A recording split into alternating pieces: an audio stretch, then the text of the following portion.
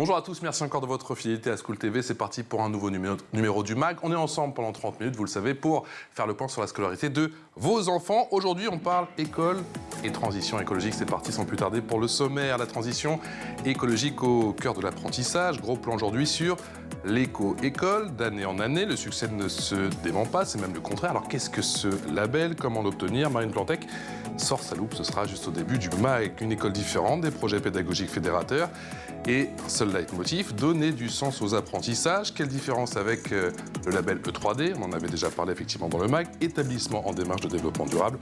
Ces labels sont-ils complémentaires? La réponse sera dans un instant. Et puis déchets, eau, énergie, alimentation, biodiversité, solidarité ou encore santé. Quelle place pour les problématiques liées à l'environnement et cela à l'école? Les établissements traditionnels devraient-ils s'inspirer de ce qui se fait dans les éco-écoles? On parlera bien évidemment de toutes ces thématiques. On est avec Inès en plateau, bonjour. Comment ça va? Ça va. Élève de 5e, éco-délégué en 5e au collège Notre-Dame de la Providence. Ça se trouve en Enghien-les-Bains, c'est ça? Oui. C'est magnifique. Votre maman qui est également présente. Bonjour.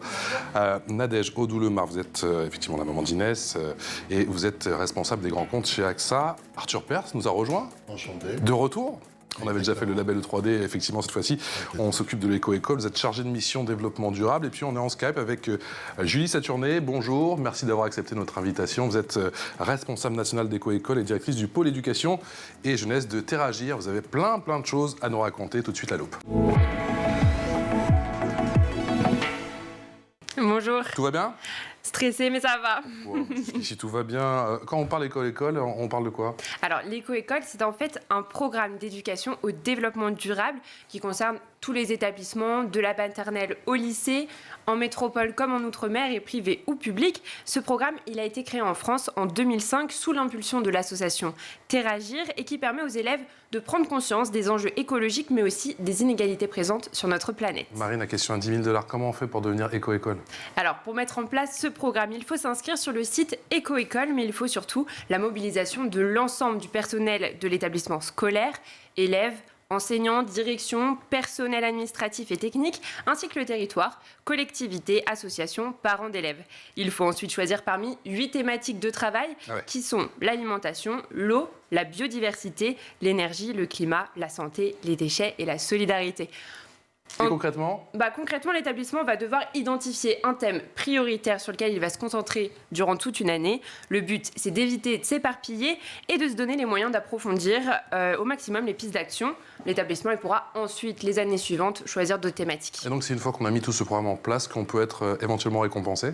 Oui, alors l'établissement, au bout de cette année de travail, peut demander d'être labellisé. Il existe 3 labels, le label Éco-école, Éco-collège et Éco-lycée. Son obtention est compatible et complémentaire avec la labellisation académique E3D dont vous aviez parlé il n'y a pas si longtemps. Merci beaucoup Marine, on creuse tout ça dans l'expression orale. L'expression orale, notamment avec Arthur Perse. Arthur, combien d'établissements ont obtenu ce label?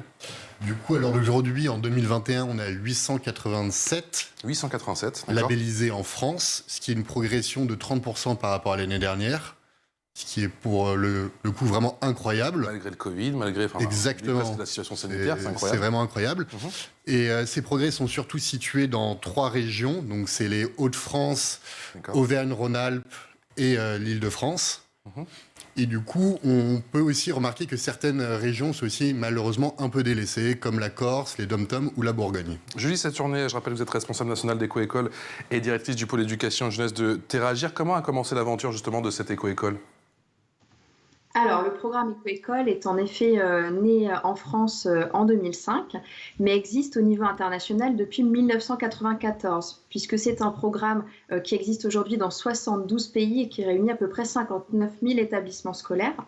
Donc, en France, il est né en effet d'une volonté de l'association Terragir, donc, qui existe depuis 1983 comme association d'éducation et développement durable, de pouvoir proposer aux établissements scolaires français une méthodologie concrète pour s'engager dans la mise en place d'un projet d'éducation au développement durable, donc pour sensibiliser les élèves dès le plus jeune âge aux enjeux du développement durable, de transition écologique et solidaire, et les inviter à se mettre en action aussi dans leur établissement scolaire. C'est compliqué à obtenir comme label, c'est une démarche sur le long cours? Alors, c'est une démarche que l'on souhaite encourager à être sur le long cours. Néanmoins, il existe plusieurs niveaux de labellisation. Et le premier niveau de labellisation, donc, qui est le niveau bronze, est assez facilement accessible aux établissements scolaires qui s'engagent dans une démarche.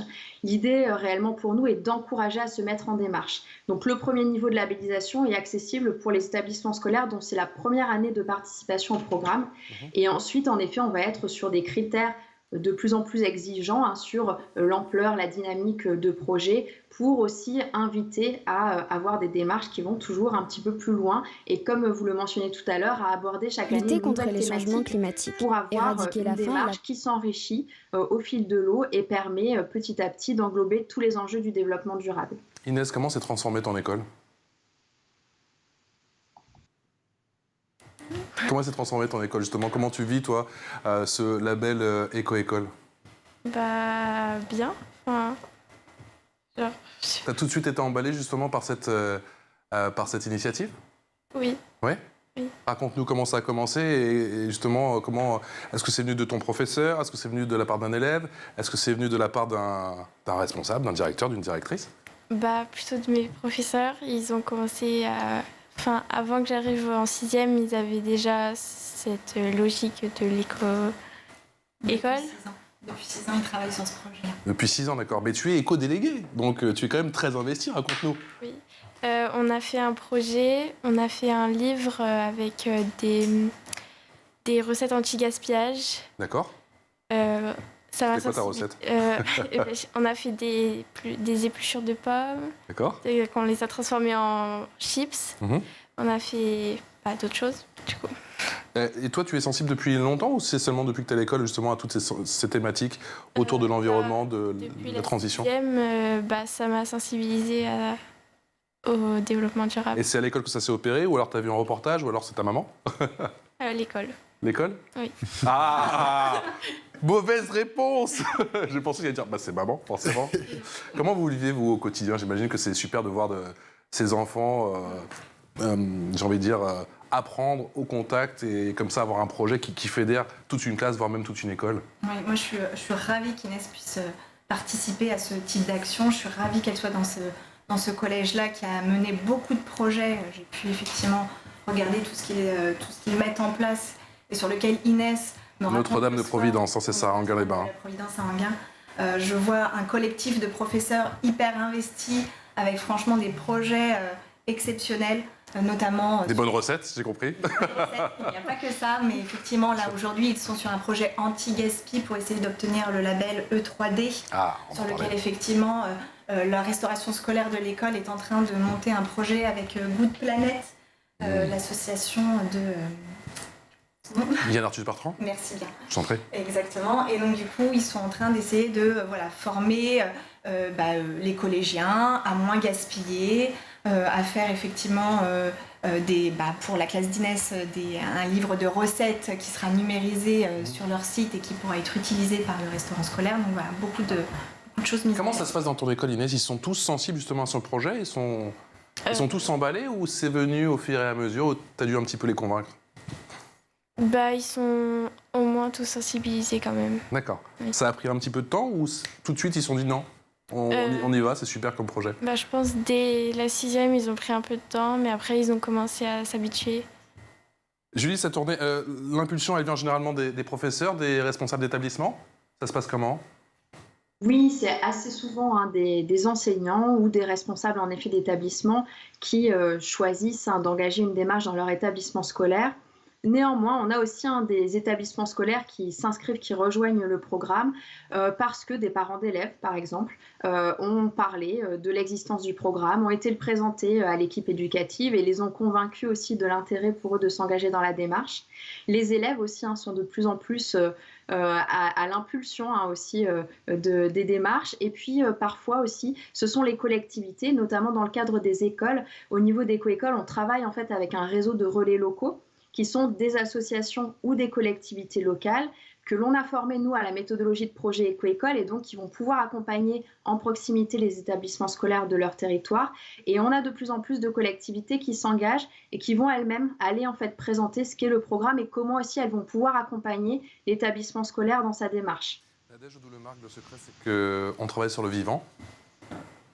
On travaille sur le vivant. On travaille sur le vivant, justement, dans tous ces projets, je pense, en termes d'écologie, en termes de faune, je ne sais pas, des animaux, les machins. Bah oui, donc Inès, elle pourra très bien en parler. L'année dernière, elle a effectivement mené un beau projet avec son professeur de PS. Alors, c'était quoi?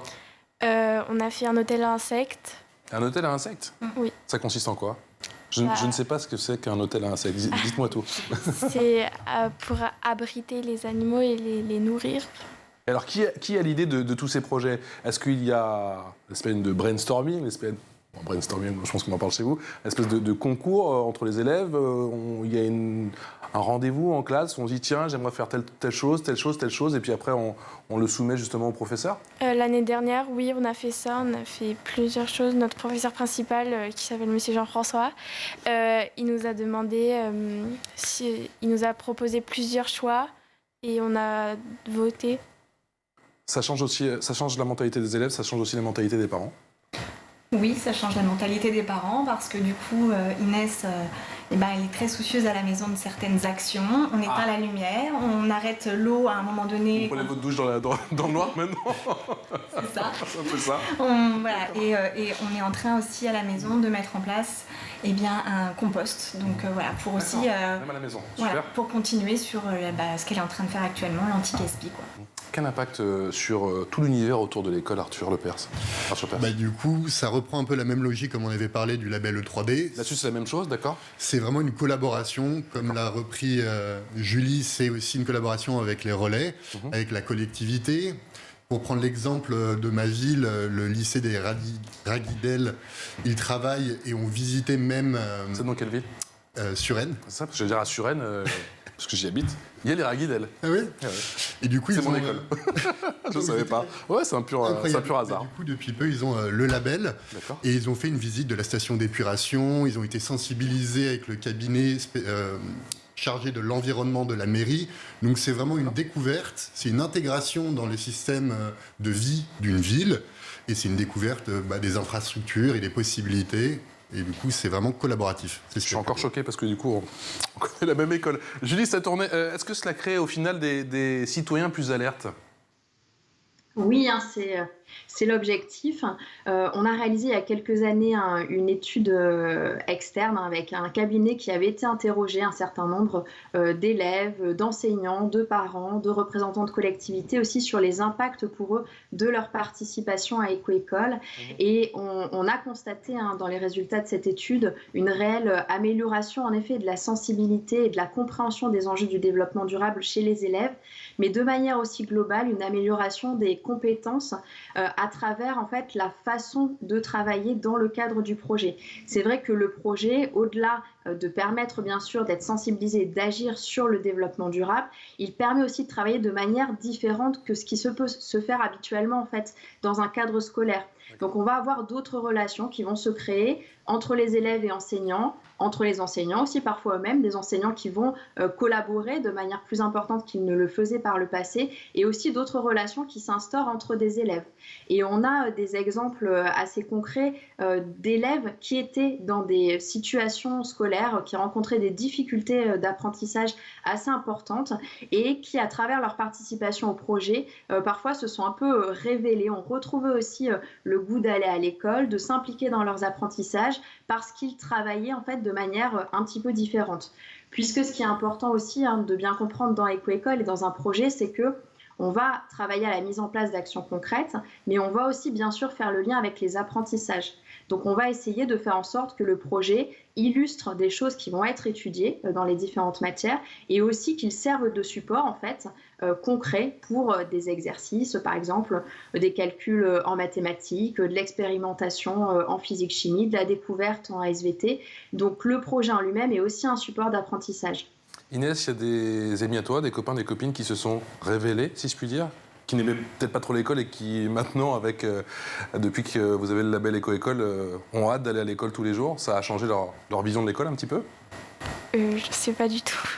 Et est-ce que, j'ai oublié ma question, c'est pas grave, et est-ce que oui, ça a facilité, parce que j'imagine qu'à chaque fois vous avez différents projets, tu m'as dit que Il y a quand même plusieurs au compteur depuis quelques années. Et est-ce que ça a favorisé peut-être votre expression à l'oral? Parce que j'imagine qu'on fait un projet et qu'après, il faut le présenter.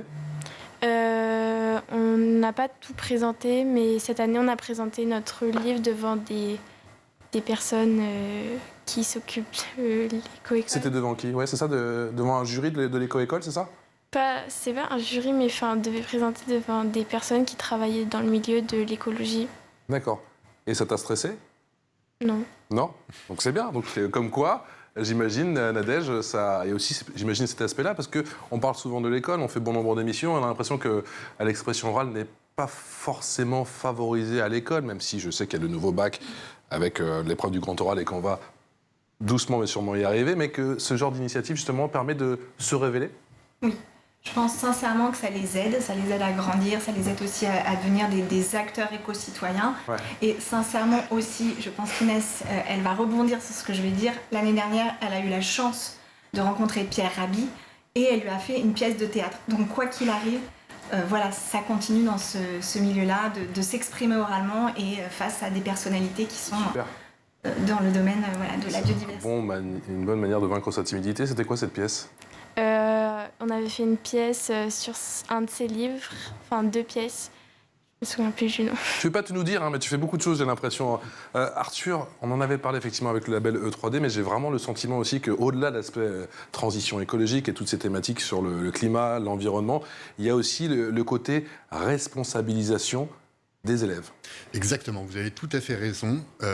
On essaye de créer du coup de futurs citoyens modèles. On les responsabilise aux nouveaux enjeux, que ce soit climatique, énergétique, et on les intègre dans un processus et dans des projets qui sont vraiment très impressionnants. Que ce soit, ils peuvent développer des compétences qui sont même différentes et non reliées aux ODD, que ce soit des compétences, comme vous l'avez dit, à l'oral, les faire rencontrer des personnes importantes au sein de leur ville, de leur communauté, et du coup, ils vont se sentir un peu plus intégrés. Du coup, c'est des compétences assez différentes et ce sont vraiment les nouveaux citoyens de demain. Julie Saturné, est-ce qu'on peut rapprocher cette initiative de ce qui se fait peut-être en Scandinavie? Oui, alors le programme Éco-école, donc EcoSchools à l'international, a été lancé au Danemark. Et donc la coordination internationale se trouve toujours aujourd'hui au Danemark. Et dans les premières années, donc on était dans les années 90 quand ce programme a été lancé. Donc ça remonte un petit peu. Les thèmes étaient encore assez peu présents en France. Donc c'est vrai que c'est aussi une source d'inspiration, je pense, pour le programme. C'est d'abord là-bas que la méthodologie a été développée. On voit aujourd'hui de plus en plus d'initiatives du type aussi école en forêt, etc., inspirées en effet plutôt des pays scandinaves ou parfois de l'Allemagne qui se développent. Donc oui, en effet, cette autre relation aussi qui se crée finalement entre l'enseignant et l'élève dans le cadre du projet s'inspire en effet aussi de ce qu'on peut trouver dans les modèles pédagogiques scandinaves. Et pour rebondir sur ce que vous disiez tout à l'heure, sur vraiment les compétences des élèves, ce qu'il est important de comprendre, c'est qu'en effet, dans un projet éco-école, les élèves sont au cœur de toutes les étapes du projet. Donc les élèves sont associés au pilotage du projet, à la prise de décision. Ce sont eux qui doivent participer à l'élaboration du diagnostic qui est fait en début d'année scolaire sur la thématique qui a été choisie pour l'année. Et à partir de là, en effet, comprendre quels sont les enjeux, les problématiques qui se posent dans l'établissement scolaire et du coup pouvoir identifier des pistes d'action concrètes. Et c'est vraiment avec cette participation à chaque étape, et puis dans des étapes ensuite, en effet, Inès le mentionnait, de communication, de diffusion aussi de ce qui se fait, de valorisation des actions qui ont été mises en place. Dans toutes ces étapes-là, les élèves sont vraiment au cœur, acteurs, et du coup, à l'initiative et en mesure de développer des compétences, de prendre de nouvelles responsabilités, en fonction aussi des intérêts et des souhaits de chacun, mais de prendre part à ce projet et d'acquérir du coup de nouvelles compétences. Nadège, ils sont en contact régulièrement de la nature? Ou pas forcément? J'avoue, là, avec le Covid, c'était un petit peu compliqué. Elle a pu faire effectivement une sortie, toujours l'année dernière, au musée archéologique, je crois, donc avec... ma prof d'histoire. Avec ta prof d'histoire, ton prof de PS, où vous avez fait aussi un espèce de comment ça s'appelle? J'ai oublié le nom, excusez-moi. Oui. On a fait une randonnée dans la forêt. Une randonnée dans la forêt, justement. Alors, c'était un peu particulier avec le Covid, mais c'est normalement ce type de randonnée, vous êtes amené à le faire plusieurs fois dans le mois. C'est censé être régulier ou ça reste exceptionnel dans le cadre de tel ou tel projet? Là, c'était, je pense, exceptionnel parce que à cause du Covid, on n'a pas pu faire beaucoup. Et ton rapport à la nature, il s'arrête à l'école ou ça continue une fois que tu rentres à la maison? À la maison aussi. J'imagine sympa pour les parents. Allez, c'est parti, l'info en plus. Votre info en plus, Marine, c'est cette question. Le programme Éco-École est-il international? On a eu des bribes de réponses tout à l'heure en début d'émission. Oui, je me suis un peu fait spoiler en début d'émission, mais le programme Éco-École est en réalité la version française d'EcoSchools, un programme international d'éducation et développement durable qui a été développé par la Fondation pour l'environnement et l'éducation en 1994. C'est aujourd'hui le plus important programme international de labellisation et d'éducation au développement durable au monde. Il est soutenu par l'UNESCO et le Programme des Nations Unies pour l'environnement. Si en France, Éco-École représente 2500 établissements scolaires, à l'échelle mondiale, il compte plus de 59 000 établissements et ce dans 72 pays différents. Wow. Tous ces établissements, ils ont donc intégré le développement durable dans leurs projets pédagogiques, dans leur gestion, dans leurs pratiques. Et c'est pour ça qu'on retrouve en Inde des enfants qui recyclent des vieux vêtements pour en faire des sacs en tissu. Ou encore en Australie, on retrouve des élèves qui créent des produits de nettoyage à partir de pelures d'agrumes. Julie, cette journée, vous voulez rajouter un complément d'information? Non, je pense que tout a été dit. En effet, peut-être pour compléter, on est bien dans le cadre de ce réseau, donc dans des programmes qui sont pilotés dans chaque pays par un opérateur national. Donc le cas de Terragir pour le territoire français, une méthodologie sur laquelle on s'appuie, donc qui est commune et qui est le socle de ce que fait de ce qu'est le programme EcoSchools à l'international, et aussi peut-être un élément complémentaire, la possibilité aussi pour les établissements scolaires qui le souhaitent de pouvoir entrer en contact, d'échanger en effet avec un établissement scolaire d'un autre pays, ce qui peut apporter une nouvelle dimension au projet qui est mené, en discutant en effet sur les problématiques, les enjeux du développement durable que l'on peut rencontrer en France et dans un autre pays, sur un autre territoire, et des actions aussi qui sont mises en place. Arthur, quelle est la différence entre le label 3D, on en a déjà parlé, et ce label Éco-École? Et surtout, est-ce que c'est cumulable? C'est ou l'un ou l'autre? C'est quoi? Alors, on peut avoir une cumulation, mais c'est totalement différent. Enfin, il y a beaucoup plus de procédures, un cahier des charges bien plus drastique, si je puis dire, ouais. Pour le label 3D. C'est beaucoup plus facile d'accès, d'avoir au final le label Éco-École ou Éco-Lycée. Et en fait, en général, ce qu'on remarque, c'est qu'une école ou un lycée est en démarche pour avoir en premier lieu le label d'éco-lycée, et si c'est une réussite, s'il y a vraiment une motivation des élèves, va demander et va être en process ultérieurement pour avoir le label E3D. Julie, cette tournée, qu'est-ce qu'il y a de plus de manière générale pour avoir du coup pour passer du label Éco-École au label E3D? Alors, certains critères sont communs aux deux labels.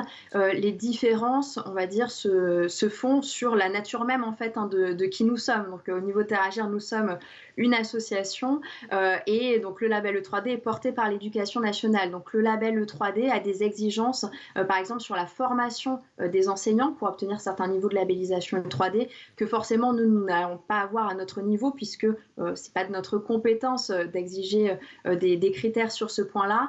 Et par contre, là où on va avoir, nous, une exigence qui est un petit peu différente de l'E3D, c'est vraiment sur la place que je mentionnais tout à l'heure des élèves et leur implication réelle à chacune des étapes du projet. Où là, en effet, on va porter une attention particulière parce que c'est ce qu'est le cœur de la méthodologie Éco-École, cette participation des élèves à l'ensemble du projet. Néanmoins, en effet, les deux labellisations sont complémentaires. On a un nombre important d'établissements scolaires qui ont les deux labellisations. La différence aussi que la labellisation E3D est une labellisation qui est valable pour 3 ans une fois qu'elle a été obtenue. Celle d'Éco-École, elle est annuelle, donc elle vient vraiment récompenser le projet qui a été mené pendant l'année scolaire. Donc avec cette idée aussi d'entretenir cette dynamique année après année. Ce qu'il faut aussi comprendre, c'est que le programme Éco-École offre la possibilité d'obtenir la labellisation, mais offre avant tout en fait un accompagnement et des ressources pédagogiques aux établissements scolaires. Donc on a plus de 4000 établissements scolaires qui sont aujourd'hui inscrits au programme Éco-École, mais tous ne demandent pas la labellisation. Certains vont s'inscrire au programme, bénéficier de l'accompagnement de Terragir, de l'accompagnement des relais locaux, des ressources pédagogiques qui sont à leur disposition, mais demander peut-être la labellisation E3D au final. Vraiment, nous, ce qu'on porte, c'est l'accompagnement des démarches. Et le label vient valoriser, récompenser ce qui a été fait, mais facultatif pour nous au niveau d'Éco-École. Nadège, il y a une question que je n'ai pas posée, c'est à quoi ressemble l'apprentissage au final dans un établissement Éco-École ? Est-ce que vous avez un point de comparaison avec une école plus traditionnelle, si je puis dire ? Quelle est la place de l'évaluation aussi ? Est-ce qu'on note beaucoup ? Est-ce qu'on note pas ? On note beaucoup. D'accord. Voilà, il y a beaucoup d'investissements de travail personnel. Beaucoup plus, je pense, que dans une autre type d'école qui serait plutôt dans le public, je pense. Ouais. Après, il y a beaucoup d'actions qui sont menées au-delà de ce qu'on dit sur l'éco-école, d'actions qui sont menées sur l'e-réputation, les réseaux sociaux. Il y a énormément de choses qui sont faites à ce niveau-là également. C'est-à-dire parce que les élèves s'occupent aussi de la partie digitale, c'est ça ? Non, c'est parce que les élèves les professeurs les sensibilisent à des formations sur les réseaux sociaux, à savoir comment communiquer, faire attention à l'e-réputation, à ce qu'on peut dire sur eux, les photos qu'ils postent. Enfin voilà, ça s'appelle Accroche ta vie à une étoile. Enfin, Inès fait ça 2 fois par an. Ils sont face à une représentante en fait, qui vient parler de ça. C'est ça, Inès ? Oui. Tu peux nous en dire plus, Inès ? Mardi de la rentrée, on va en avoir une sur aussi les réseaux sociaux. D'accord. Et voilà. Et qu'est-ce qu'on vous apprend justement sur les réseaux sociaux ? Comment... On en parle beaucoup, je ne te cache pas qu'on en parle beaucoup dans cette émission. Comment parler aux gens, comment poster des photos aussi. D'accord. Communiquer. Oui, c'est ce que je viens de dire. Comment communiquer ? Parce que, qu'on comprenne bien pour quelqu'un qui a 12 ans comme toi aujourd'hui, la réputation sur les réseaux sociaux, c'est déjà quelque chose d'important ? À 12 ans ? Non. Non ? D'accord. C'est très bien. Quelle est l'importance de l'apprentissage Julie Satourné, quelle est l'importance de l'apprentissage ? J'ai vu que certains établissements parfois décident de moins noter et qu'ils laissent une moindre place à l'évaluation. C'est courant ? Alors, on va toujours être dans des établissements scolaires qui s'inscrivent, bien sûr, dans le cadre et les programmes de l'éducation nationale et les objectifs d'acquisition de compétences qui recoupent les programmes scolaires.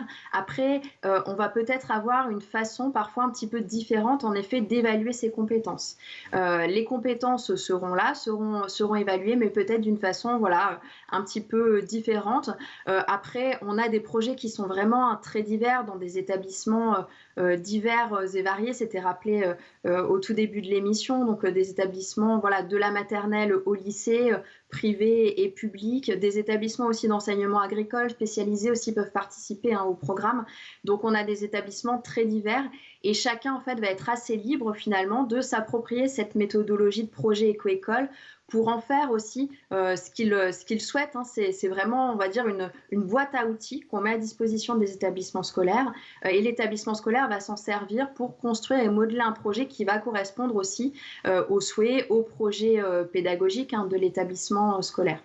Merci beaucoup à tous les 5 d'avoir été avec moi aujourd'hui pour effectivement nous expliquer ce qu'est ce programme et ce label Éco-École. Merci grandement donc à Inès.